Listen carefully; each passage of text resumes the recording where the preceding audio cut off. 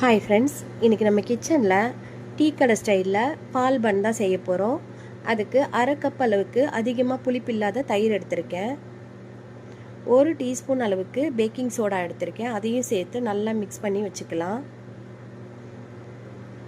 1/2 cup அளவுக்கு sugar எடுத்து வச்சுருக்கேன்.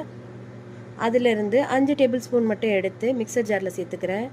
உங்களுக்கு இனிப்பு அதிகமாக வேணான்னா 3 டேபிள் ஸ்பூன் எடுத்துக்கோங்க. 3 ஏலக்காவும் சேர்த்து நல்லா பவுடர் பண்ணிக்கலாம். இப்போ பவுடர் பண்ண சுகரை ரெடி பண்ணி வச்சுருக்க தயிரோடு சேர்த்து மிக்ஸ் பண்ணிக்கலாம். நான் இன்றைக்கி 1/2 கப் அளவுக்கு மைதா எடுத்திருக்கேன். அதையும் சேர்த்துக்கிறேன். 2 டேபிள் ஸ்பூன் அளவுக்கு நெய் சேர்த்து கொஞ்சம் கொஞ்சமாக தண்ணி ஊற்றி மிக்ஸ் பண்ணணும்.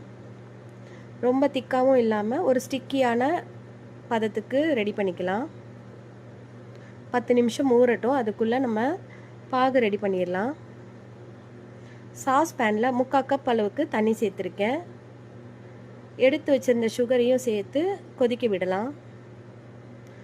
இதுக்கு பாகுப்பதம் எதுவும் தேவையில்லை. கொதித்து பிசு பிசுன்னு வந்தால் போதும். ஆஃப் பண்ணிவிட்டு கொஞ்சமாக லெமன் ஜூஸ் சேர்த்து வச்சுக்கிறேன். லைட்டாக ஆறணும். ஆயில் நல்லா சூடாயிருச்சு. நம்ம ரெடி பண்ணி வச்சுருக்க மாவுலேருந்து தேவைப்படுற சைஸ்க்கு போண்டாவை போட்டுக்கலாம். ஒரு சைடு நல்லா வெந்துருச்சு. திருப்பி போட்டுக்கிறேன். நல்லா ஃப்ளஃபியாக வந்துருச்சு. 2 சைடும் கோல்டன் கலர் வந்ததுக்கப்புறம் ஆஃப் பண்ணிக்கலாம்.